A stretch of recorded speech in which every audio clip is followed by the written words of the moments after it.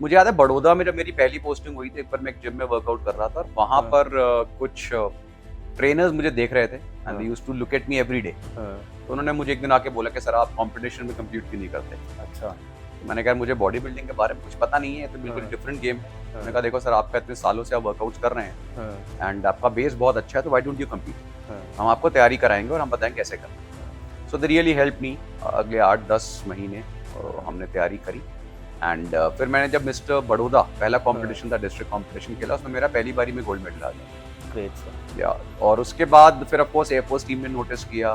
फिर धीरे धीरे अगले काफ़ी सालों तक मैं एयरफोर्स बॉडी बिल्डिंग टीम का कैप्टन रहा। Multiple time state champion, services medallist, national, बहुत सारे कॉम्पिटिशन्स खेले, जीते। और इस सारे समय में क्योंकि स्पोर्ट्स का एक ट्रैक एंड फील्ड का बैकग्राउंड रहा, उसके बाद मिलिट्री ट्रेनिंग आई, फिर बॉडी बिल्डिंग आई। तो इस सारे समय में एक मेन चीज़ जो मुझे मिसिंग लगी वो थ्योरी थी, पढ़ाई, जो इंडिया में बहुत लिमिटेड थी। आज भी इन चीज़ों में अभी भी बहुत एक्सटेंसिव नहीं है। अब एक्सपोजर बहुत अच्छा है, आपको सारे रिसोर्सेज मिल जाते हैं, बुक्स मिल जाती हैं, ऑनलाइन इन्फॉर्मेशन है, रिसर्च पेपर्स है, सब कुछ है। पहले ऐसा नहीं होता था, बहुत मुश्किल था कुछ मिले।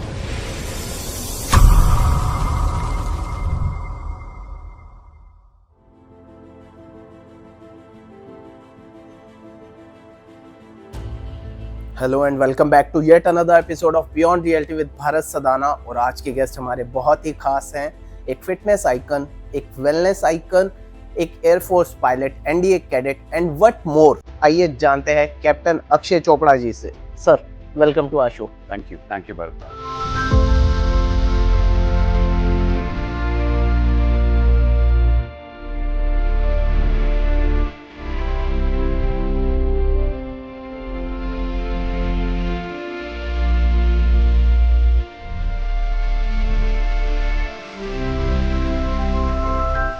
सर लास्ट 15 इयर्स को अगर आप देखते हैं तो आपकी जर्नी बहुत रोलर कोस्टर रही। ये कहाँ से स्टार्ट हुआ sir? NDA cadet, then Air Force pilot and now a fitness icon. ये कोई नई चीज़ नहीं थी। आई मीन ये कोई सडन ऐसा नहीं था ट्रांजिशन। लोगों को लगता है कि from Air Force pilot to being in fitness as a career या फिटनेस एंटरप्रेन्योर। हाँ जी। ये चीज़ें अपने आप लाइन में आती गई, लेकिन स्पोर्ट्स और फिटनेस से मेरा रिलेशन काफ़ी पुराना है। एक स्पोर्ट्स बैकग्राउंड रहा है। मेरे जो ग्रैंडफादर थे वो रेसलर रहे पाकिस्तान में, लाहौर में, इंडिपेंडेंस से पहले। हाँ जी। मेरी mother national award winning athlete हैं। ग्रेट। 82-83 ट्रैक एंड फील्ड में, तो मैं भी ट्रैक एंड फील्ड करता था। एंड उसके बाद ऑफ कोर्स यूनिफॉर्म का एक बहुत क्रेज था शुरू से ही, एक पेट्रियोटिज्म वाला पार्ट रहता ही है। तो देन आई प्लान के I will work for study for NDA, national defence academy के लिए। लेकिन फैमिली में ऐसा कोई सपोर्ट या हेल्प थी नहीं। There was nobody in the family जिससे आप पूछ सको प्रिपरेशन कैसे करना। हाँ जी। और प्लस एयरफोर्स में तो कोई भी नहीं दूर दूर तक। ओके। तो again I have to do some everything from scratch. कोई हेल्प नहीं, कोई गाइडेंस नहीं, बट ऑफ कोर्स एक विल थी करने की। थोड़ा टाइम पढ़ाई करी, थोड़ा हार्ड वर्क किया, जो सब करते हैं, और thankfully I cleared the exam. और उसके बाद फिर एनडीए की जर्नी एक बहुत ही डिफरेंट जर्नी होती है, और NDA changes the life of people. सारा पर्सपेक्टिव चेंज हो जाता है, स्पेशली जब आप सिविल बैकग्राउंड से फोर्सेस में जाते हैं, तो वहाँ का एनवायरनमेंट, वहाँ का कल्चर बहुत डिफरेंट है। उसे सीखने में समय लगता है, और वही एनडीए की ट्रेनिंग। और एनडीए की ट्रेनिंग मेंटली, फिजिकली बहुत टफ होती है, वन ऑफ द टफेस्ट जो आप सोच सकते हैं। और उसके बाद फिर लास्ट के 6 महीने जो एनडीए के होते हैं, उसमें आर्मी, एयरफोर्स और नेवल कैडेट्स अपनी अपनी ट्रेनिंग शुरू कर देते हैं। और उसके बाद आफ्टर एनडीए फिर हम अपने अपने रिस्पेक्टिव अकेडमीज में चले जाते हैं। और जो एयरफोर्स वाले होते हैं, they go to air force academy Delhi, Hyderabad में है। हाँ जी। वहाँ जाते हैं, वहाँ हमारी फ्लाइंग की ट्रेनिंग होती है। फिर हमारे को रिस्पेक्टिव एयरक्राफ्ट जो हैं वो असाइन होते हैं कि आप कौन से एयरक्राफ्ट फ्लाई करेंगे। तो मुझे ट्रांसपोर्ट मिला, द बिग जेट्स। और उसके बाद फिर हमारी जो नेक्स्ट ट्रेनिंग होती है वो होती है बैंगलोर में, यलहंका में। तो फिर उसके बाद यलहंका, फिर नेक्स्ट पोस्टिंग मेरी बड़ौदा हुई। So this is how everything continue. लेकिन इस पूरे टाइम में फिटनेस और स्ट्रेंथ ट्रेनिंग एक बहुत इंटीग्रल पार्ट रहा, क्योंकि स्पोर्ट्समैन था ही, तो मैं कंटिन्यूअसली कोई भी कंपटीशन होता था, कुछ होता था, यूज्ड टू टेक पार्ट। मुझे याद है बड़ौदा में जब मेरी पहली पोस्टिंग हुई थी, एक बार मैं एक जिम में वर्कआउट कर रहा था, और वहाँ पर कुछ ट्रेनर्स मुझे देख रहे थे and they used to look at me every day. तो उन्होंने मुझे एक दिन आके बोला कि सर आप कंपटीशन में कंप्लीट क्यों नहीं करते। अच्छा। तो मैंने कहा मुझे बॉडी बिल्डिंग के बारे में कुछ पता नहीं है, तो बिल्कुल डिफरेंट गेम है। मैंने कहा देखो सर, आपका इतने सालों से आप वर्कआउट्स कर रहे हैं एंड आपका बेस बहुत अच्छा है, तो व्हाई डोंट यू कम्पीट, हम आपको तैयारी कराएंगे और हम बताएंगे कैसे करना है। सो दे रियली हेल्प मी। अगले 8-10 महीने हमने तैयारी करी एंड फिर मैंने जब मिस्टर बड़ौदा पहला कंपटीशन था, डिस्ट्रिक्ट कंपटीशन खेला, उसमें मेरा पहली बारी में गोल्ड मेडल आ गया। Great sir. या और उसके बाद फिर ऑफ कोर्स एयरफोर्स टीम ने नोटिस किया, फिर धीरे धीरे अगले काफी सालों तक मैं एयरफोर्स बॉडी बिल्डिंग टीम का कैप्टन रहा। Multiple time state champion, services medallist, national, बहुत सारे कॉम्पिटिशन्स खेले, जीते। और इस सारे समय में क्योंकि स्पोर्ट्स का एक ट्रैक एंड फील्ड का बैकग्राउंड रहा, उसके बाद मिलिट्री ट्रेनिंग आई, फिर बॉडी बिल्डिंग आई, तो इस सारे समय में एक मेन चीज जो मुझे मिसिंग लगी वो थ्योरी थी। हाँ जी, पढ़ाई जो इंडिया में बहुत लिमिटेड थी। आज भी इन चीजों में अभी भी बहुत एक्सटेंसिव नहीं है। अब एक्सपोजर बहुत अच्छा है, आपको सारे रिसोर्सेज मिल जाते हैं, बुक्स मिल जाती हैं, ऑनलाइन इन्फॉर्मेशन है, रिसर्च पेपर्स है, सब कुछ है। पहले ऐसा नहीं होता था, बहुत मुश्किल था कुछ मिले। तो उस टाइम फिर मैंने सोचा कि कुछ इंटरनेशनल सर्टिफिकेशंस करते हैं। ओके, आई डिड उस समय की ऑलमोस्ट सारी सर्टिफिकेशंस आई डिड जो पॉसिबल हो सकती थी। मतलब जितनी भी फिटनेस के related, nutrition, strength and conditioning से लेकर every single certification out there almost मैंने सारी करी। Okay, just to gain more and more knowledge. बहुत अमेजिंग सर्टिफिकेशन थी, बहुत कुछ सीखने को मिला, लेकिन फिर भी लगा यार कुछ अभी मिसिंग है। That is the time I started doing my independent studies, researching के रिसर्च पेपर्स कैसे पढ़ने हैं, उन्हें कैसे एनालाइज करना है, समझना है चीजों को। जो भी समझ में आया धीरे धीरे अपने एक्सपीरियंस से। अगेन जैसे मैंने बताया, फर्स्ट ऑफ इट्स काइंड था कि first in the family, first generation फौज में, एयरफोर्स में स्पेशली फर्स्ट जनरेशन, जो पहली बार जो कोई बॉडी बिल्डिंग उसमें जा रहा है, फिटनेस में जा रहा है, तो everything I had to do from scratch.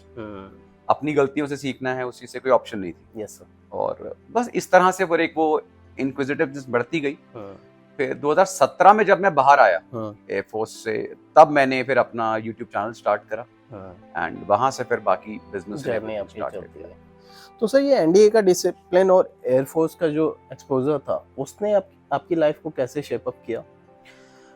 देखो, मैंने बताया कि भारत में क्या होता है कि when you go to from a civil background, जब आप फौज में जाते हो तो आपका पर्सपेक्टिव चेंज हो जाता है लाइफ में। बिल्कुल ठीक है, वहाँ का जो डिसिप्लिन भी एक हम वर्ड यूज करेंगे, वो एक एस्पेक्ट है। हाँ जी, बहुत सारी चीजें होती हैं, the way you dress, the way you communicate, the way you eat, the way you behave with other people, the way you treat females. I mean there are hundreds of things which are there. So all these things are taught to you during your training days. ठीक है, तो धीरे धीरे उस environment में रहते रहते over the years आपके अंदर वो क्वालिटीज आ जाती हैं एंड वो फिर आके लाइफ लॉन्ग रहती most of these qualities. Great. तो सर सबसे ज्यादा क्या सीखने को मिला उस यूनिफॉर्म से जो आज भी आप अपनी लाइफ में फॉलो करते हैं? देखो यार, इस चीज को थोड़ा डिफाइन करना मुश्किल हो जाता है। हाँ जी, लेकिन एक जो नेवर गिव अप एटीट्यूड होता है, एक जो विल पावर आपकी जहाँ टूट रही है उसके बियॉन्ड कैसे जाना है, वो सारी चीजें जो है ना, वो देखो हर एक क्वालिटीज बहुत सारी होती है। yes, कोई इंडिविजुअल अपनी लाइफ में किस क्वालिटी को कितना यूज करता है वो उसकी लाइफ सर्कमस्टेंसेस पे डिपेंड करता है। हाँ जी, मेरे केस में there are lot of things I want to do, तो उसके लिए मुझे काफी चीजें कॉम्प्रोमाइज करनी पड़ती हैं, एक सिस्टमैटिक वे में चलना पड़ता है, स्पेशली जब आप फैमिली के साथ होते हैं, आपके किड्स हैं, वाइफ है, एवरीबडी, तो उन सबको लेते हुए आपको आगे कैसे प्रोग्रेस करना है, वो बहुत बड़ा चैलेंज होता है। हाँ जी, और अगर आपने एनडीए टाइप ट्रेनिंग और इस तरह की ट्रेनिंग्स पहले ली तो it becomes a bit easier. मैं नहीं बोलूंगा चैलेंज नहीं होता, लेकिन अ बिट इजियर कि वो मेंटल एटीट्यूड बन जाता है to handle such situations, right. और उसके अलावा भी जैसे मैंने बताया, the way you communicate with people, the way you have your behavior towards other people, especially females के उसमें केस में, facing any particular situation, जब आप कोई particular situation face करते हो तो आपका एक reaction जो होता है एक फौजी का बहुत different होगा। हाँ जी, right, so all these qualities come into, और बहुत सारी होती है, जैसे मैंने बताया डिफाइन करना मुश्किल है, वो कहीं ना कहीं आ जाता है, लेकिन वो एक चेंज आ जाता है और चेंज पॉजिटिव वे में ही जाता है। सर इंडिया में फिजिकल फिटनेस का क्रेज तो बहुत बढ़ रहा है, लेकिन मेंटल फिटनेस पे अभी भी लोग उतना नॉलेजेबल नहीं है, उसके बारे में आपका कुछ कहना? देखो यार, मैं मेंटल फिटनेस के बारे में ये बोलना चाहूंगा कि I don't know about knowledge, लेकिन ऐसा लग रहा है कि जैसे थोड़ा ओवर हाइप हो रही है चीजें। हाँ जी, मेंटल फिटनेस को लेके देखिए, मेंटल फिटनेस का जो एस्पेक्ट है, अगर मैं अपने टाइम की बात करूं तो it used to be totally on having a balance, कि मेडिटेशन हुई, योग हुई, ध्यान लगाना, मेडिटेट करना बोलेंगे, ये बेसिक चीजें होती थी, डिसिप्लिन से रहना, राइट, हार्ड वर्क करना, इन चीजों से आपका मेंटल बैलेंस मोर और लेस ठीक रहता था, राइट, बिकॉज आपके पास टाइम ही नहीं होता था, you to focus on your career and growth.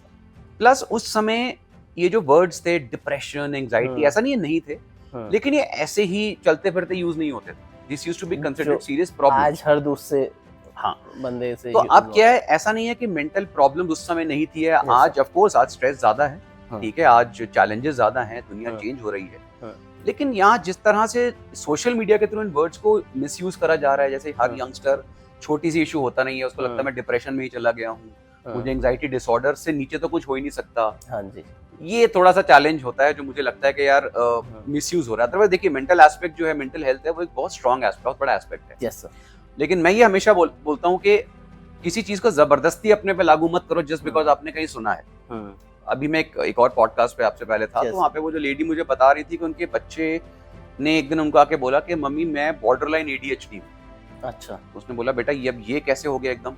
उसने बोला अम्मी सोशल मीडिया पे जो है ये टेस्ट आया था, मैंने ले लिया, देखो मैं borderline ADHD। This is dangerous. Sir social media तो इस टाइम डिसएडवांटेज मुझे ज्यादा दिखता है उसका, रादर फॉर किड्स। नहीं एक्चुअली देखिए सोशल मीडिया क्या है, social media is a double edge sword. बिल्कुल ठीक है, या उसको मैं थोड़ा और तरीके से बोलूं तो एक उस्तरा है, जिस हाँ तरह होता ना, अब उस उस्तरे को अगर मैं बंदर के हाथ में दूंगा तो वो काटेगा, मैं किसी बार्बर के हाथ में दूंगा, नाई के हाथ में, तो वो उससे बहुत अच्छा यूज करेगा, उसका ब्यूटीफुल शेप बनाएगा या हेयर कट लेगा। तो यही है, वो किसके हाथ में से यूज कैसे किया जा रहा है, if you use it in wrong manner. बच्चों के हाथ में है, और वो क्योंकि वहां पर कोई लिमिट तो है नहीं कि आप क्या उस केस में क्या है। उस केस में ना फिर पेरेंट्स का बहुत बड़ा रोल आता है। यस। अब पेरेंट्स बहुत सारे, इंक्लूडिंग हमें भी कंफ्यूजन होता है, हम दे ना दे, लेकिन मैं सच बताऊं रोक तो आप सकते नहीं सर, यहाँ नहीं तो बाहर अपने स्कूल में कहीं ना कहीं आने वाले टाइम में वो फोन उसके पास एक्सेस होगा, मिलेगा, और जितना ज्यादा आप उसे सप्रेस करेंगे उतना ज्यादा प्रॉब्लम बढ़ेगी। Yes sir. इससे बेटर हमेशा ये होता है कि रिस्ट्रिक्शंस एक लिमिट तक रहें, यस सर, लेकिन जुडिशियस यूज सिखाया जाए। हाँ जी। तो उसमें अगर आप उसमें कुछ एप्स डाल सकें जिससे उल्टा सीधा कंटेंट जो है वो बंद हो जाए। अगर आपको लगता है यार ये जो कुछ स्टूपिड से चैनल्स हैं इनको बंद कर देना चाहिए, इट शुड नॉट सी, ठीक है, तो वो सारी चीजें जितना बंद हो जाए उतना बेटर है सर। लेकिन आजकल की, मैं अभी बोलना नहीं चाहूंगा, लेकिन सेंसिबल बंदे भी शायद फेमस होने के लिए कि हाँ उन्हें लग रहा है कि नहीं यार थोड़ा कम जा रहा है, तो मैं आपको इसका एक क्लासिक एग्जांपल देता हूँ। देखो मैं कोई कंटेंट बना रहा है उसके अगेंस्ट नहीं, ठीक है, भाई जो करना है करो। हाँ जी। इनफैक्ट मैं ये बोलूंगा, देखो यार आई कैन नॉट स्टॉप जब तक भाई ये रेगुलेशन मेरे तो है नहीं। हाँ मेरे व्यूज हो सकते हैं, हाँ जी, मेरी कुछ लाइक्स और डिसलाइक्स हो सकते हैं, लेकिन मेरा कंट्रोल कुछ नहीं है ना, किसी और का है। हम बोल सकते हैं, मैं पर्सनली आपको बोलूं, मुझे ये व्लॉग्स वगैरह नहीं पसंद, व्लॉग जो भी इसे कहते हैं, और व्लॉग्स में भी बहुत वैरायटी होती है भाई, कोई आपको ट्रैवल करा रहा है, कोई नॉलेज शेयर कर रहा है, और एक इन जनरल की कुछ भी बना रहा है। और एक ब्लॉग है जिसे नाम दे दिया फैमिली ब्लॉग, मेरे हिसाब से फैमिली ब्लॉग नहीं है वो, फैमिली डिस्ट्रक्शन ब्लॉग है। हाँ जी। हमारे ना एंसेस्टर्स, हमारे बड़े एक वो सिंपल चीज कहा करते थे, अपनी फैमिली को एक्सपोज नहीं करते, उन्हें छुपा के रखा जाता है, उन्हें बचा के रखा जा रहा है दुनिया से। सच बात है सर। आजकल तो उनको लिटरली बेच रहे हैं। हाँ जी। और ऐसे इरिटेटिंग भी नहीं बोलूंगा, ऐसे इलिटरेट से हरकतें वो लोग कर रहे होते हैं, ठीक है। अब प्रॉब्लम क्या है, ultimately it becomes a type of an entertainment for kids. वो देखेंगे, देखो जी ये एक पर्टिकुलर चैनल है, इस पे ये दो माँ बाप भी लगे हुए हैं, बच्चे भी लगे हुए हैं, काम पता नहीं वो क्या करते हैं, वो यही बनाते हैं पूरे दिन। हाँ जी। विच इज फाइन, ठीक है भाई तुम्हें लेकिन उसमें कोई एजुकेशन नहीं है, उसमें कोई एंटरटेनमेंट नहीं है, वो अटर नॉनसेंस है, वो डिस्ट्रैक्शन ही है जो आपने वर्ड यूज किया। तो अब क्या हो जाता है, अब बहुत सारे बच्चे ऐसे होते हैं जिनको लगता है यार ये देखो ये कचरा बना के हम पे, इनको तो पैसा मिल रहा है, हाँ जी, ठीक है, तो हम भी यही करते हैं, पढ़ाई की क्या जरूरत है। बिल्कुल सही, राइट। आजकल आप कितनी बार देख रहे होगे, फोटोज पे कंपैरिजन आता है, देखो ये इतना फेमस बंदा है, ये यहाँ बैठा है, और ये देखो ये लड़की जो सिर्फ कम कपड़े पहन के डांस कर रही है, और इतने फॉलोअर, इतना पैसा कमा के देखो इसने गाड़ी खरीद ली, इसने। This is utter nonsense. देखो मैं हमेशा एक चीज, लोग कहते हैं देखो उसने कितना पैसा कमा लिया, मैंने कहा देखो अगर इस लेवल पे आपने मेजर करना है चीजों को, तो इस पूरी कंट्री में सब गरीब है, क्योंकि सबसे अमीर तो फिर अदानी अंबानी हुए, बिल्कुल, उनसे नीचे जो आ रहा है आपके हिसाब से वो सब गरीब है। हाँ जी। अगर आप ऐसे डिफाइन करते, राइट, तो फिर तो जब तक आप उतना पैसा नहीं कमा लेते, आपको जो करना है करो, कोशिश करो कि बस जो मर्जी करो, उतना पैसा कमाना। This is no definition of earning money. हमारे शास्त्रों में हमारे जो होते एक वैल्यू सिस्टम होता था, यस सर, राइट। वो ये कहते थे कि ऐसा नहीं है आपकी 19-20 हर एक की लाइफ में वैल्यूज कॉम्प्रोमाइज होंगी, लेकिन कोशिश करी जाती है हम वैल्यूज को कॉम्प्रोमाइज ना करें, उस इंटीग्रिटी को कॉम्प्रोमाइज ना करें। हाँ जी, ठीक है, हम कुछ ऐसा ना करें कि सोसाइटी हमें गलत नजर से देखे। लोगों की डिसलाइक्स और लाइक्स हो सकते हैं आपके अगेंस्ट। अब मैं फॉर एग्जांपल देता हूँ, लेट्स से कल को प्राइम मिनिस्टर मोदी हैं या डॉक्टर जयशंकर, मैं इनका नाम इसलिए ले रहा हूँ बिकॉज ये सबसे विजिबल लोग हैं। हाँ जी, भाई उनको लाखों करोड़ों लोग डिसलाइक करेंगे, लाखों करोड़ों लोग बहुत लाइक करेंगे, राइट।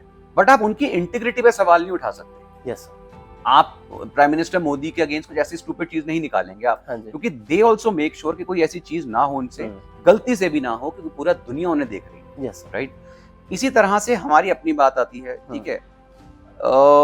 अगर आपको लगता है कि आप अपने बच्चों को, अपनी वाइफ को, अपनी फैमिलीज को बहुत घटिया तरीके से एक्सपोज कर रहे हो, और आपको लगता है कि यूट्यूब के ऊपर नाचना सबके सामने, रोज उन पे व्लॉग बनाना, वल्गर तरीके से हरकतें करना, मीनिंगलेस कुछ भी बनाओ रोज, आज मेरे यहाँ दाल जल गई, आज मेरे बेटे ने ये खा लिया, आज उसको मैं डॉक्टर के पास लगी, उसने इंजेक्शन लगवा लिया, all that nonsense, whatever you want to make, वो आपकी लाइफ है, वो आपका वैल्यू सिस्टम।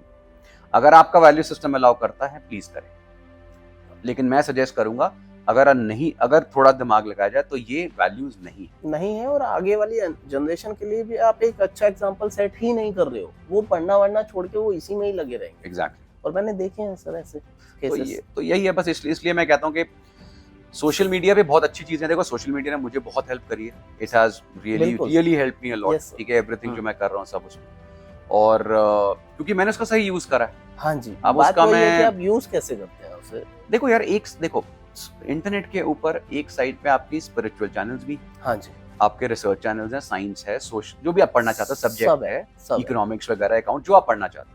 एक तरफ पॉर्न साइट्स भी हैं, हाँ जी, वो तो आपके ऊपर है ना, आप क्या देखना चाहते हो, राइट। बच्चों के केस में बच्चे डिसाइड नहीं कर पाते, इसलिए पेरेंट्स का रोल आता है। यस सर, अगर आप इंडियन चाइल्ड्स को एक चीज अगर सिखाना चाहे for their body and mind, वो क्या होगी? Read and exercise, two simple things. There can be no better hobby in the world than reading books. Yes sir, मैं हर बच्चे को आज भी यही कहता हूँ, पहले भी यही कहता था, और ये एक ऐसी हॉबी है जिसने शायद मुझे लाइफ में इससे बड़ी चीज कभी नहीं मिली दैन बुक्स। मेरा 10 साल का बेटा है, he is crazy about books. Excellent, बहुत रेयर है। हाँ, ऐसे अब मेरे साथ क्या था, मैं पढ़ाई में अच्छा नहीं था, ओके, मतलब अच्छा नहीं, मेरे मार्क्स नहीं आते क्योंकि मुझे इन सब्जेक्ट्स में इंटरेस्ट नहीं। लेकिन मेरे एक एस्पेक्ट था जिसको बहुत कम लोग जानते थे, even my parents didn't know much, वो था रीडिंग बुक्स। मैं बहुत एविड रीडर, अभी भी आप देखेंगे तो मेरे उसमें पूरी लाइब्रेरी है, और इसमें से भी मैंने अभी कितनी सारी पुरानी बुक्स जो मेरे पास डिफरेंट फॉर्म में आ गई हैं या मैं पढ़ ली हैं, ऑलमोस्ट 100-200 केजीज ऑफ बुक्स मैंने फेंकी हैं, because it's becoming too much. Yes, right. Plus new add होती रहती हैं, तो मैं निकालता रहता हूँ। लेकिन रीडिंग बुक्स एक ऐसी हैबिट है जो बच्चों में वापस आनी चाहिए, और जब मैं बुक्स की बात कर रहा हूँ तो what I want them to do is take proper hard paper back books. हाँ जी, नॉट ऑन टैबलेट और हाँ, ऐसा नहीं है आप उस पे नहीं पढ़ेंगे, उस पे भी पढ़ सकते हैं बिल्कुल, लेकिन start with conventional books. Yes sir, ठीक है। Second is exercise, workouts, sports, strength training, जो हमारी इंडियन कल्चर में ही नहीं है अनफॉर्चुनेटली, बारिंग सम वेरी फ्यू प्लेसेस, वो कराना। जैसे इंटरनेशनली आप देखेंगे बच्चे स्पोर्ट्स के लिए क्रेजी हैं, वहाँ पे they are sporting nations. Yes, वहाँ पे पेरेंट्स, बच्चे, टीचर्स, एवरीबॉडी इज गियर्ड के बच्चे को जितना एथलेटिक बना सको, जितना फिट बना सको, उतना बेटर है, और वो फिर आगे उनकी पूरी पर्सनालिटी में रिफ्लेक्ट होता है। बिल्कुल।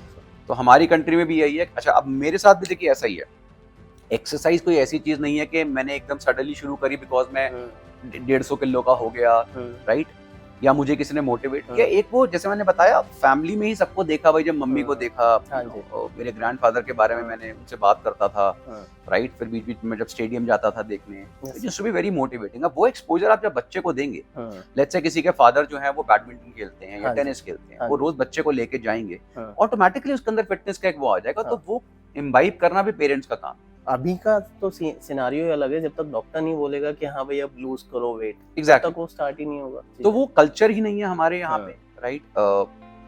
आप चाहे माने ना माने, this country is very unfit, very very unfit, और यहाँ का जो एनवायरनमेंट है, यहाँ की जो हालत है सड़कों की, रोड्स की, पोल्यूशन की, तो गवर्नमेंट ने पूरी कोशिश करी है, फिट हो भी नहीं सकते। हाँ जी, जितनी मर्जी वो बातें कर लें, फिट होना चाहिए, ये होना चाहिए, होना चाहिए। Go to any other country, let's say you go to London, Yes. Right, go to London, Australia, कहीं भी हाँ। चले जाइए, आप पूरे दिन चलेंगे, हाँ जी। Environment is very clean, cities are clean, हवा बिल्कुल क्लीन है, आप 10-10 किलोमीटर, 15-15 किलोमीटर चल रहे हैं, आपको थकान भी हो रही है, लेकिन you will have that sense of वो, मतलब फिटनेस, क्लीन एयर ब्रीथ कर बिल्कुल। रहे हैं। आप कोई वहां पे गाड़ियों में ऐसे बैठ के एक ब्लॉक से दूसरे ब्लॉक जाना है, वहां पे 20 मीटर के लिए गाड़ी नहीं निकाल रहा है, राइट। यहाँ पे आप सोच ही नहीं सकते, आपको घर से नीचे अगर उतरना है, स्पेशली मैं मेट्रो सिटीज की बात कर रहा हूँ, घर से नीचे उतरेंगे, आपको 100 मीटर भी जाना है, आप सोचेंगे यार मैं पैदल जाऊं कि ना जाऊं, क्योंकि जब तक पहुंचूंगा आधा किलो तो मिट्टी खा चुका हूँ, इतना पोल्यूशन।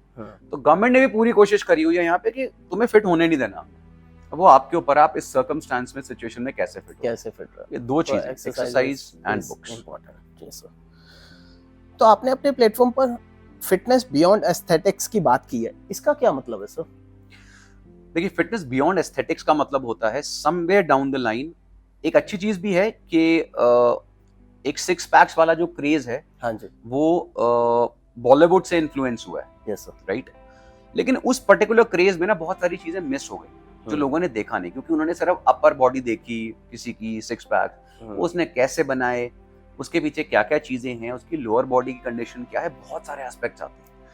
तो हमारे यहाँ कहीं लोगों ने ना फिटनेस को सही तरीके से समझाने की, ओवरऑल फिटनेस क्या होता है, अगेन वही नॉलेज की कमी। या मैं ये नहीं कह रहा कि हर चीज करनी है भाई, अब मेरे केस में मैं पर्सनली आई लव स्पोर्ट्स, लेकिन मैं खेल नहीं पाता, I love to do sprints, मैं कर नहीं पाता, यस सर, बट मैं कोशिश करता हूँ यार कि एटलीस्ट वेट ट्रेनिंग जो मेरी स्ट्रेंथ ट्रेनिंग जो मेरा फेवरेट पार्ट है, उसको मैं जितना हो सके करूँ।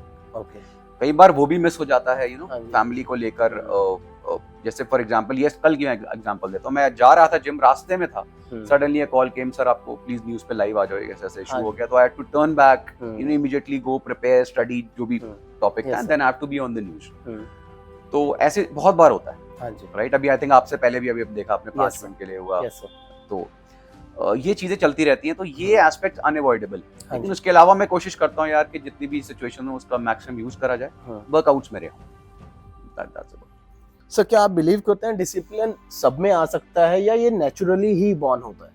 देखिए, कुछ एस्पेक्ट्स तो आप बाय बर्थ लेके पैदा होते हैं, यस सर, लेकिन मैं उसमें ज्यादा बिलीव करता नहीं। There is nothing in the world you can not learn. Yes sir, हमारे शास्त्रों में कहीं पर ना किस्मत नाम की चीज नहीं लिखी हुई, ठीक है। मैं एक बार ना, जो हमारे श्री कृष्ण बने थे सबसे पहले, आप नीतीश भारद्वाज जी, हाँ जी, I was listening to one of his, ऐसे एक छोटा सा वो कोई शॉट आया हुआ था कहीं, बड़ा ब्यूटीफुल उन्होंने बोला कि हमारे शास्त्रों में कहीं ये किस्मत, हमारी यू नो वो लक, ये सब नहीं है। हमारे यहाँ जो वर्ड है वो है प्रारब्ध, ठीक है, यानी जिसके लिए आप मेहनत करोगे वो आपको मिलेगा, आपको कर्म करना है, मेहनत करना है। तो अगर आपको लगता है कि आपके कुछ वीक एस्पेक्ट्स हैं, देन वर्क उस पे काम करो, work on them, nobody is stopping you. आपको लगता है आपकी कम्युनिकेशन स्किल्स वीक है, हाँ जी भाई, बिल्कुल हो सकती है। मेरे को एक भी बंदा दिखा दो जो बचपन से स्पीकर पैदा होता है, हाँ जी, ऐसा तो नहीं होता है। Everybody has to work hard, right. तो अगर आप उस पे काम करोगे, मेहनत करोगे, उसे समय दोगे, ओवरनाइट नहीं होगा, जैसे लोगों को आजकल लगता है सोशल मीडिया पे नहीं होता, हाँ, उसको मंथ्स लग सकते हैं, ईयर्स लग सकते हैं, लेकिन you will ultimately, you can be one of the finest speakers. Yes. From being a very fearful person, जिसको स्टेज फियर है, वो एक सेंटेंस नहीं बोला जाता, हो सकता है you come out to be brilliant.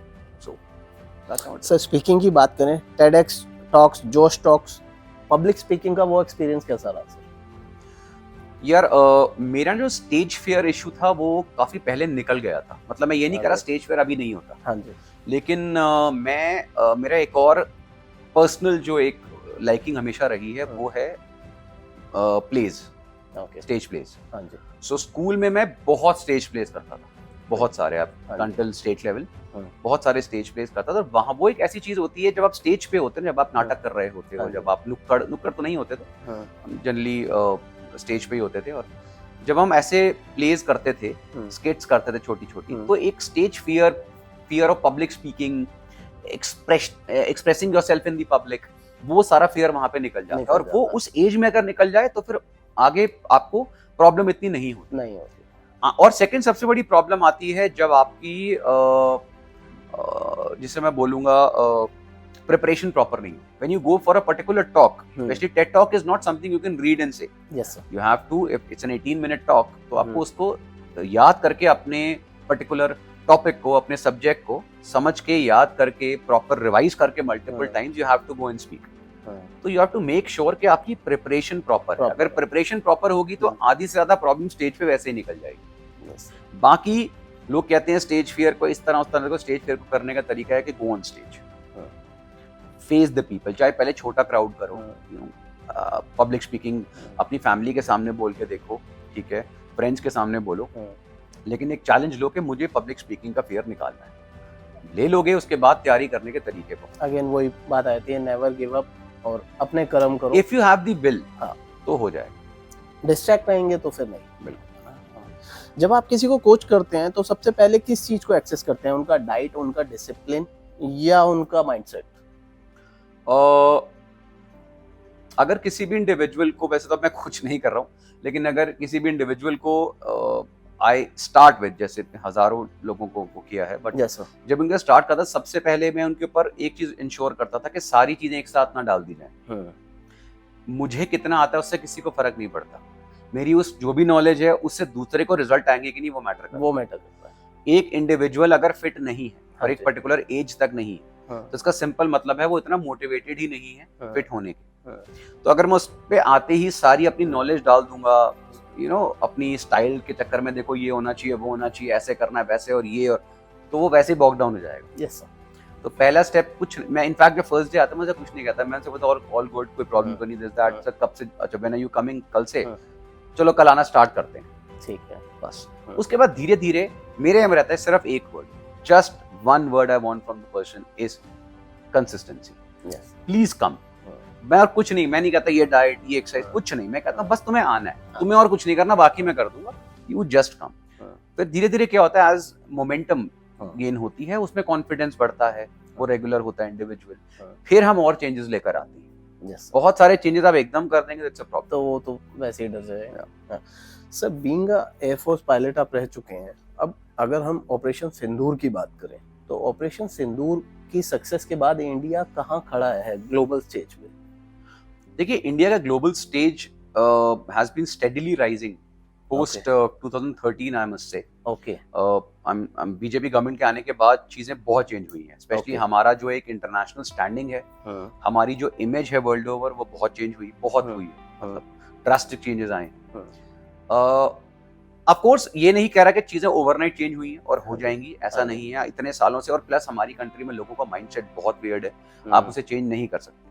मैं आपको एग्जांपल देता हूँ, लोग जैसे स्वच्छ भारत अभियान की हम बात करते हैं, बहुत सारे एस्पेक्ट्स आते हैं, और ऐसी आई एम श्योर ऐसी चीजें जो प्राइम मिनिस्टर्स और भी रहे हैं उन्होंने भी अपने टाइम पे चलाई हैं, और मैं यहाँ बीजेपी गवर्नमेंट की या कांग्रेस या उनकी बात नहीं कर रहा हूँ, talking about doctor Manmohan Singh रहे, लाल बहादुर शास्त्री रहे, उसके बाद जो भी प्राइम मिनिस्टर है, सबने अपनी साइड कुछ ना कुछ कोशिश करी।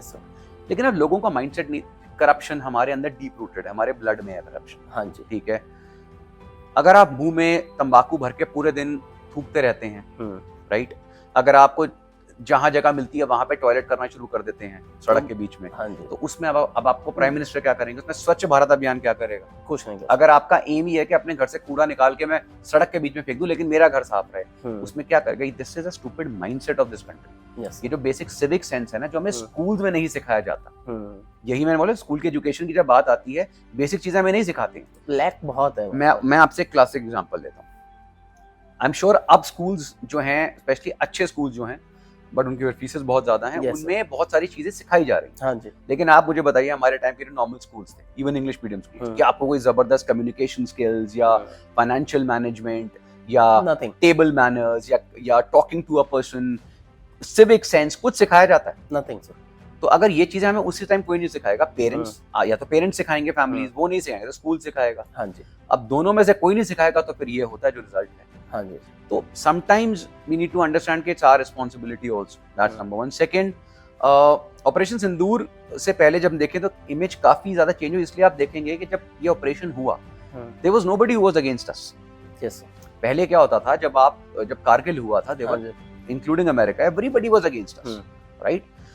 And it was the will power of then prime minister Vajpayee कि उन्होंने वो करा। इनफैक्ट मैं इसमें प्राइम मिनिस्टर इंदिरा गांधी का भी बोलूंगा, शी हैड द विल कि हमने 71 वॉर करी डिस्पाइट द फैक्ट कि everybody was against us. Yes sir.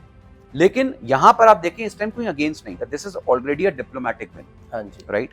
उसके बाद जिस तरह से हमने इस बार रिजल्ट्स दिए हैं, yes sir, within a week of the operation, अब बोलेंगे 3-4 दिन की इनफैक्ट बात हुई हम देखें तो उन 3-4 दिन के अंदर ही जो रिजल्ट दिए वो हमने पिछले किसी वॉर में टोटल भी नहीं दिए। हाँ जी, it was not just a blow, it was a devastating blow for a country like Pakistan. Yes sir. मतलब पूरा शेकन अप।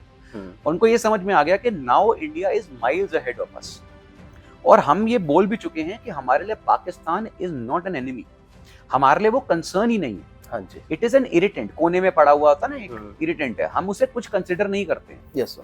हमने कोई वॉर नहीं करी है, इट्स अ माइनर हाथापाई समझ लो, इतनी हुई है बस तुम्हारे साथ। एंड इनको थैंक गॉड करना चाहिए कि India did not go to war. Yes sir. Had the fronts opened up, I would have imagined क्या होता फिर पाकिस्तान का, उनको भी पता है, उन्हें भी पता है, Right? तभी They वो know it. शांति से बैठ गए। all sensible people know it. And I pity the people of Pakistan. वहाँ conditions are bad, ठीक Yes. है, लोगों की हालत बहुत खराब है। लोन पे चल रहे हैं। लोन के अलावा भी यार उनके जो पॉलिसीज है ना, दे हैव हाँ। Eaten their country raw. Yes sir. तो मैंने बताया कि Pakistan is, everybody saying this, हाँ। नॉट जस्ट मी, कि Pakistan is an imploding country, वो नीचे से फट रही है। Yes sir. एक दिन फटेगी, जब फटेगी देखेंगे। अब देखिए वो चारों तरफ क्या बलूचिस्तान का भी आए BLA है, बहुत बलूचिस्तान सारी जो है, चीजें उधर से आपकी TTP है, यस सर। ठीक है। इंडिया तो है ही, लेकिन India is not just, India ऐसे मारती नहीं रहती है, इंडिया आपको कोई ऐसे ऑपरेशन नहीं देती। खुद से पंगे नहीं लेता। या अनलेस अंटिल वो बार-बार आके पोक करते हैं। या तो अब इट्स देयर वो, ठीक है, बट हमारी standing has become good. Yes sir. Sir, Akshay Chopra as a brand, जब आपने अपनी जर्नी स्टार्ट की तो क्या सोचा था कि इसको इतना इम्पैक्टफुल हम बना पाएंगे? सोचा तो नहीं था, एक ड्रीम था, और इतना इम्पैक्टफुल अभी हुआ नहीं है जैसा लोग कुछ भी है, ऐसा हाँ कुछ जी। भी नहीं है यार। इट्स लाइक मैं शायद बोलूंगा मैंने एक आध स्टेप ही चढ़ा होगा अभी, अगर वो है तो it's a long way to go. Yes, there are people who are way more successful, हाँ। Way more knowledgeable. I mean there are people who are so amazing in the world यार, तो मैं तो कहीं स्टैंड ही नहीं करता।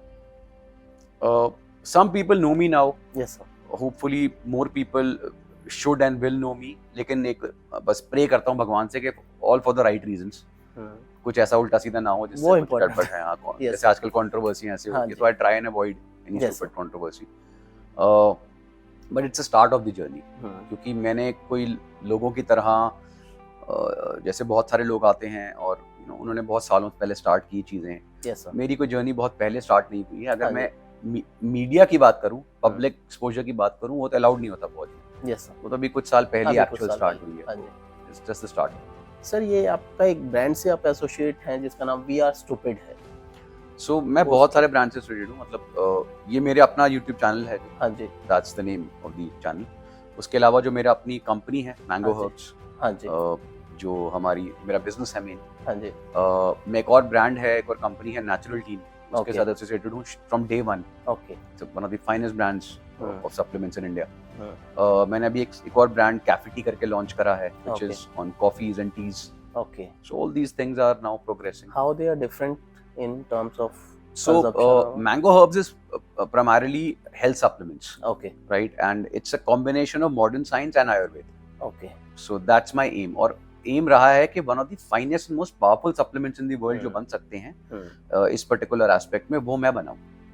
तो मेरा हमेशा ही मेरा है कि अगर मैं कुछ करूंगा, it will be very ethical, हाँ जी। It will be for my family, हाँ तभी मैं दूसरी की फैमिली को दूं। बहुत मेरे- इंपॉर्टेंट है सर, क्योंकि फेक स्टेरॉइड्स का भी बहुत बड़ा इशू है। एग्जैक्टली। तो सेम चीज नेचुरल टीन के साथ है। हाँ जी। वो पहला ब्रांड है इंडिया में जो जर्मनी से रॉ वे प्रोटीन इंपोर्ट करता था। Okay. It was in fact even still one of the most tested proteins in the history of this country.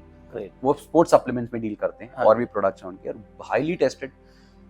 It has been tested by every person, जो कर सकता है उसको expose हो करने की सके। कोशिश है, कोई कुछ नहीं कर पाया, बिकॉज उनके एथिक्स सेम है। हाँ। वो कहते हैं यार हम कोई प्रोडक्ट लॉन्च ही नहीं करेंगे अगर किसी को 0.01% भी हार्म हो। हाँ। जो हमारी फैमिली लेगी वही हम दूसरे को देंगे। ये तो बहुत उस सेंस important में मैं उनके साथ हूँ फ्रॉम डे वन। कैफेटी जो है, that's it's a coffee brand, so we have just Okay. launched a series of naturally flavored freeze dried coffees. Okay. So very very high quality coffees. हाँ। और अब इसमें और भी चीजें आ रही हैं, we are adding hot chocolate, teas वगैरह, बहुत कुछ इसमें आ रहा है। सर, हेल्थ और फिटनेस स्पेस में आज हर दूसरा बंदा इन्फ्लुएंसर बना हुआ है, तो आप अपनी क्रेडिबिलिटी को कैसे कायम रखते हैं? देखिए, मैं किसी को तो रोक नहीं सकता इन्फ्लुएंसर बनने से, Yes, बट मेरा एम शुरू से, जैसे अब मेरा चैनल भी मैंने स्टार्ट किया, तो मैंने इनफैक्ट एक यही एस्पेक्ट, मुझे सच बताऊं उससे ये नहीं पता था जैसे पैसे मिलते हैं या क्या होता है, और आज भी कुछ नहीं है, क्योंकि मेरा कोई चैनल कभी ऐसे ग्रो नहीं करा है कि आज है और सडनली कुछ 2-4 सालों में 1 मिलियन पहुंच गए, क्योंकि मैं ना तो कंट्रोवर्सी कर रहा हूँ, हाँ जी, ना कुछ नॉनसेंस कंटेंट डाल रहा हूँ, ना मैं गाली दे रहा हूँ, यस सर, राइट, ना मैं कोई वल्गर बातें कर रहा हूँ, और सही चीज, साइंटिफिक चीज सुनना इंडिया में बहुत कम लोगों को पसंद है। बिल्कुल सर। तो ओवर द इयर्स जो मेरे टोटल अगर मैं बोलूंगा 8.5 लाख प्लस जो भी फॉलोअर्स एंड मोर, ये सारे के सारे they very genuine followers, they are 100% real, ठीक है, genuine followers and very intelligent followers. Yes sir. ये मेरे को मेरी हर एस्पेक्ट में हेल्प करते हैं, हाँ मतलब मेरी ग्रोथ में भी, मेरे बिजनेस की ग्रोथ में भी, they are my consumers of my products, right. तो मुझे ऐसी ऑडियंस चाहिए, मुझे 5 मिलियन बेवकूफ नहीं चाहिए, बिल्कुल, जिनको चाहिए कि मैं अपने बच्चों को डांस करवा रहा हूँ, ठीक है, या मैं तुम्हारे को अपनी वाइफ के साथ ब्लॉग बना के दिखा रहा हूँ, या कोई वल्गर हरकतें कर रहा हूँ, प्लीज मुझे एक भी फॉलोअर नहीं चाहिए ऐसा, हाँ जी, राइट। तो I want these people, slowly and steadily they are growing yes from the very beginning.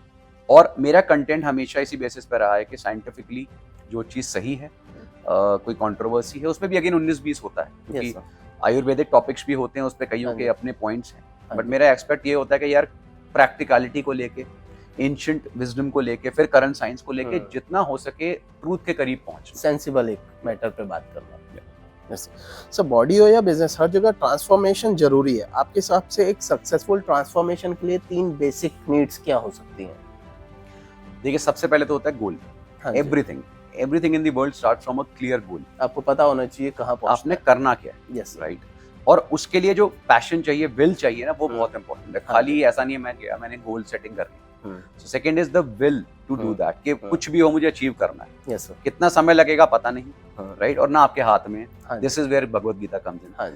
Bhagavad Gita doesn't come in के गोल भी नहीं है, कुछ नहीं है, बस भगवान ने ऐसा कुछ नहीं बोला उन्होंने। सो गीता में भी यही चीज बोली है कि भाई कर्म कर, फल की चिंता मत कर, मतलब सिंपल होता है मेहनत कर। हाँ जी। अब मेहनत कैसे करोगे? गड्ढा थोड़ी खोदना है। हाँ जी। उसके लिए you need a clear goal, yes ठीक है। You need to be very consistent. Persistence जो होती है वो बहुत इंपॉर्टेंट है।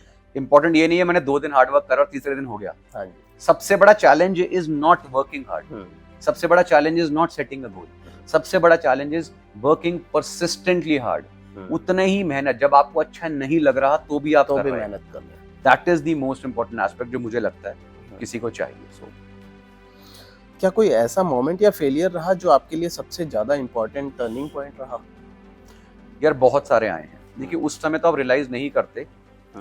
अभी भी मुझे, मैं मुड़ के देखूं तो मुझे वो पसंद नहीं है कि यार वो नहीं होना चाहिए। yes. लेकिन ऐसे बहुत सारे सिचुएशंस आए हैं जिसने बहुत सारी चीजें सिखाई। आई गिव एन एग्जांपल, जैसे मैंने आपको बताया मैं पढ़ाई में अच्छा नहीं था, मैं actually read lot of books, तो ऑब्वियसली मेरे मार्क्स लिमिटेड ही आते थे और हम वो 50-60% वाले थे सारे। और उस टाइम ये भी ठीक था कि इतने आ रहे हैं तुम भी हो। But I flunked my maths exam in my boards. अच्छा। हाँ, तो मेरी अब उस time that was like a devastating blow. मैंने कहा यार 45-40 नंबर भी आ जाएंगे, पास तो हो ही जाएंगे। लेकिन मुझे नहीं पता था कि I will flunk in that exam. तो दैट वाज वेरी हर्टफुल, क्योंकि अभी भी, उस समय भी था और अभी भी वही प्रॉब्लम जो रही है कि यार अगर तू इसमें तुम्हारे नंबर अच्छे नहीं आया तो एग्जाम में फेल हो गया कुछ है, तो भाई तू जिंदगी में फेल हो गया। और प्लस ऑलरेडी इमेज जो हमारी एज स्टूडेंट्स थी वो कोई बहुत अच्छी तो थी नहीं, because we were not good in, very good in sports and other activities, but वो कंसीडर नहीं होती। हाँ जी। What is considered in India specially only and only thing is marks. Yes sir. तो दैट वाज क्वाइट हर्टफुल कि यार ये हुआ। लेकिन उसके बाद फिर थोड़ा सा ऐसा लगा नहीं यार ये चीज भी इंपॉर्टेंट है। हाँ जी। मैं स्टूपिड थ्योरी को लेके तो नहीं चल सकता ना कि मार्क्स इंपॉर्टेंट नहीं है। नहीं भाई, इतने तो चाहिए कि तुम एटलीस्ट पास होके you follow your passion. Basic चीजें करनी पड़ेंगी। तो दैट्स फिर अगेन फिर एग्जाम जब दिया और क्लियर तो हो ही गया आराम से, वो कोई बड़ी चीज नहीं थी। लेकिन उस टाइम फिर मैंने सोचा था कि यार इनफ इज इनफ। जो मुझे करना है उसके लिए मुझे हार्ड वर्क बहुत करना पड़ेगा ना। I have to remove the distractions and prove to the people. क्योंकि उस समय तक सब लोगों को यही डाउट था कि ये तो जिंदगी में कुछ नहीं करेगा। सबके साथ होता है, ठीक है, और मेरे साथ बहुत एक्सट्रीम था। मतलब मेरी अपनी फैमिली की बात करूं, मेरे रिश्तेदार, nobody even expected anything from me because I was very naughty, very energetic, ठीक है। तो मैं बहुत सारे मेडल स्पोर्ट्स में ला रहा हूँ, मैं बहुत सारे मेडल्स ड्रामेटिक्स में ला रहा हूँ, किसी को फर्क नहीं पड़ता था। That was not important. What's important, तेरे नंबर नहीं आ रहे, ठीक है। तो ठीक है, मैंने कहा यार नंबर तो मेरे नहीं आएंगे क्योंकि ये तो मैं सुपर चीज पढ़ूंगा ही। जो मर्जी करो, लेकिन something I have to do which from which I can prove to the world कि यार ये मैं करना चाहता था और मैंने किया, despite of the fact whatever you say. That was one of the points. उसके बाद भी बहुत सारी सिचुएशंस में तो चीजें आती नहीं। तो अगर आप 20 साल के अक्षय को कुछ बोलना चाहते आज, तो क्या एडवाइस देते? सेट अ गोल यार। उस समय देखो, अभी तो मैं आपको बता रहा हूँ ये सारी चीजें थी, उस समय तो ना ये सेल्फ हेल्प बुक्स भी लिमिटेड थी। हाँ जी। एंड सोशल मीडिया तो था नहीं, और कोई Right. बताने वाला कोई नहीं बताने वाला guide था करने नहीं वाला। उस टाइम, तो नहीं कहो तो मार ही पड़ती थी। ये कोई समझाता नहीं था ऐसे। आई हैड पीपल जिन्होंने मुझे मेंटर किया, बहुत अच्छे लोग थे जिनकी वजह से बहुत हेल्प हुई, राइट, बट वो बहुत रेयर केस होता था। तो उस समय कोई बताने वाला नहीं था। एनवायरमेंट फैमिली का ऐसा नहीं होता था कि कोई, देखो क्या होता है, हम जब बात करते हैं ना, एक डॉक्टर है, उसका बेटा डॉक्टर बनना चाहता है, या वो दैट इज नॉट समथिंग कि वो बचपन से लेके पैदा हुआ, वो फैमिली एनवायरमेंट को देख रहा है। जब आपकी फैमिली में एनवायरमेंट रहेगा कि everybody is focused on work, शांति है, सब पढ़ाई में ध्यान दे रहे हैं, मिलके एंजॉय कर रहे हैं फैमिली के साथ, तो वो वैल्यूज आपके अंदर भी आएंगी। हमारी फैमिली ऐसी थी नहीं। हाँ जी। ठीक है, बहुत बिल्कुल स्टार्क ऑपोजिट हालत थी। तो वो उसके चक्कर में हमारा बहुत सारा टाइम जो था ना बचपन का, वो बहुत गलत चीजों में निकल गया। गलत मतलब फैमिली की जो उल्टी सीधी चीजें थी, तो वो मेमोरीज बहुत बेटर रही। So what I did was, सबसे पहले तो I understood one thing, I have to cut off people from my life. ये एक ऐसा चीज है जो मैं लोगों को बहुत बताता हूँ, यंगस्टर्स को। Yes sir. क्योंकि आप क्या कर सकते हो क्या नहीं कर सकते ये अभी आप डिसाइड नहीं कर सकते, दूसरा तो बिल्कुल नहीं कर सकते। बिल्कुल सही बात। लेकिन वो आपको खींचने के लिए रेडी है। जो इंसान आपकी लाइफ में कोई कंट्रीब्यूशन नहीं करेगा, जो हमेशा आपको नीचे खींचेगा, आपको इंसल्ट करेगा, आपको टॉन्ट मारता रहेगा, राइट, सबके सामने आपकी बेइज्जती करेगा, लोगों के सामने उल्टी सीधी कमेंट्स मारेगा, ऐसे लोगों को लाइफ से कट ऑफ करना ही बेटर है। ये आगे भी कुछ नहीं करेंगे। कल को आप कुछ अचीव भी कर लोगे ना, तो भी इनको लगेगा कि यार ये कुछ और तरीके से करना है, इसकी बस की नहीं है। सो इन लोगों से मैं ये नहीं कहता दूरी बना के रखो, तो लोग कहते हैं, मैंने कहा इनसे कट ऑफ कर दो। जो अनअवॉइडेबल सर्कमस्टेंसेस होंगी वहां मिलना हो जाएगा, लेकिन जितना हो सके इनको अवॉइड करो। देन यू विल सी कि तुम कितना पीस हो जाओगे माइंड से, and then you will be able to grow.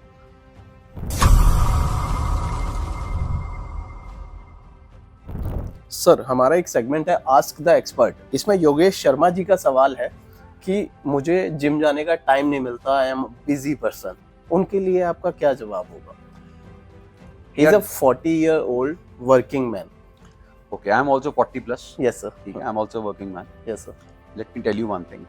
पहली चीज तो ऐसा ना कि जब कोई इंसान बीमार होता है, हाँ जी, पूरी हालत होती है, फिर जब डॉक्टर उनको बोलता है ना भैया मर जाओगे, कुछ हो जाएगा, प्लीज जिम चले जाओ, फिर सबके पास टाइम निकल आता है। दिन में सबके पास 24 घंटे। हाँ जी, राइट। किसी के बाद एक्स्ट्रा जो मर्जी कर लो, जितना मर्जी बड़ा आदमी हो, 24 से ऊपर किसी के पास, तो मैनेज तो यही करना है। Yes sir.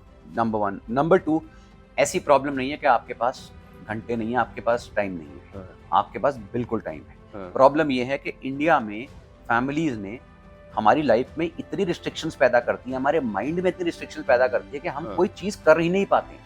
ये बात हमारे हिसाब से, कईयों के हिसाब से, भाई इस टाइम अगर वर्कआउट नहीं करा तो पूरा दिन खराब है और कभी कर नहीं सकते हैं, तो आधी तो रिस्ट्रिक्शंस यहाँ आ जाती हैं। फिर 10 लोग आपको रोकने वाले, आपके दिमाग में ये कोई टाइम है करने का। ये अब एग्जांपल देता हूँ, मेरे कई बार ऐसा होता है कि and I have seen so many people जो जिनको पता है मैं ना सुबह कर पाऊंगा ना शाम को, लेकिन दोपहर को जहाँ मेरा ऑफिस है, family I am working somewhere, वहाँ पे आसपास जिम है, या मेरे बिल्डिंग में ही जिम है। Who is stopping those people from working in the afternoon? उनके पास टाइम भी है, तो वो क्या करते हैं, वो कहते हैं ठीक है यार लंच ब्रेक है जिसमें लोग 2-2 घंटे टाइम पास करेंगे, या बीच में और ब्रेक्स आती हैं, मैं या जाके 1 घंटा वर्कआउट कर लूंगा। हाँ जी, They make sure, yeah, this is called managing. Yes. और वो तब तक नहीं आएगी जब तक आपके अंदर विल नहीं होगी। आपको क्या, मुझे किसी को फोर्स करना पड़ता है सुबह नहाने के लिए, ब्रश करने, किसी को फोर्स करना पड़ता है? आपकी लाइफ का पार्ट है। तो exercise has to be a part of your life. और अगर किसी को ये लग रहा है ये चीजें आसान है, नहीं, आप एक्सरसाइज करोगे आपको दर्द भी होगी, बिल्कुल ठीक है, डर लगता है मत करो और भुगतो। कल को डॉक्टर बोलेगा तो फिर अपने आप करेंगे, तो दर्द तो होगी, लेकिन दैट्स स्वीट पेन, उसे मीठा दर्द कहते हैं, ठीक है। वो अगर आप एक्सेप्ट करोगे, ठीक है, टाइम अपने आप निकलेगा। दिमाग से कोई भी रिस्ट्रिक्शन निकाल दो, लोगों की सुनना बंद करो, सबसे बड़ी बात, सबसे इंपॉर्टेंट चीज। 10 लोग बोलेंगे अरे पागल है, जिम जा रहा है, अरे इतने को टाइम है, अरे ये है, अरे वो है, घर में ये भी है, घर में कोई ज्वालामुखी नहीं फट रहा, यस सर, कहीं कुछ नहीं हो रहा। इमरजेंसी आ सकती है बिल्कुल, लेकिन ऐसा नहीं है उसी टाइम उसी दिन रोज आएगी, ऐसा नहीं है। वीक में 3-4 4 बार दिन में, हफ्ते में अगर आप चले जाओ, हाँ, very good, more than enough. Yeah. Yes. Sir, rapid fire round. One TEDx talk that's closest to your heart. First one. First one. Great. Cheat meal का असली मीनिंग क्या है आपके लिए? I don't call it cheat, I call it deserve. Deserve. Yes, sir. One myth in fitness industry you want to bust right now. Hundreds of them. I am writing a book and Great. hopefully पूरी volume of books हैं, तो उसमें सारी myths ही bast हैं. Great, sir. Akshay Chopra in one word.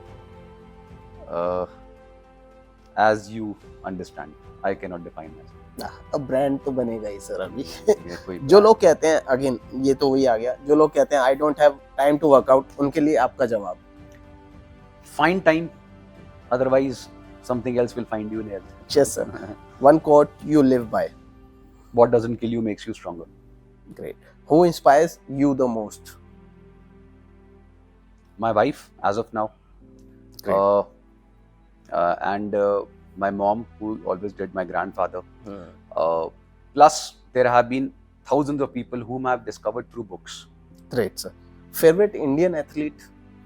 There is no one athlete मैं बोलूँगा, मैं favorite नहीं मानता किसी को, and I admire so many of them. Great, sir. Your thoughts on this show, Beyond Reality with Bharat Sadhana? Excellent show, very well prepared. जिस तरह से आपने क्वेश्चंस रेडी करे हैं, बहुत Yes, रेयर है कि इस तरह से कोई प्रिंटेड फॉर्म में इतना बढ़िया वो लेकर आता है. So very well कोशिश सर, prepared. कोशिश जो आपने कहा कि research and be prepared. Yeah, excellent I'm research. So very trying good to- this thing homework and very good preparation. Sir. Keep going. Thanks a lot. Any final words for our viewers? Keep watching this show. Thank you, sir. Nothing here. I mean, love you all.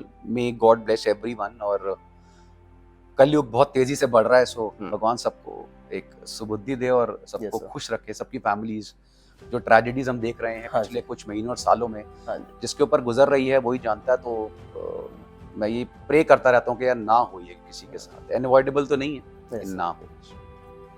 So this is बेबाक, बिल्कुल sensible बातें की आज captain Akshay Chopra जी के साथ. I would highly recommend कि आप follow कीजिए सर को. सर के सारे सोशल मीडिया हैंडल्स इस समय आपके स्क्रीन पर हैं. मिलते हैं बहुत जल्दी अपने नेक्स्ट सेलिब्रिटी से, नेक्स्ट गेस्ट से, और सीखते हैं उनसे right way of living life. Till then take care, bye.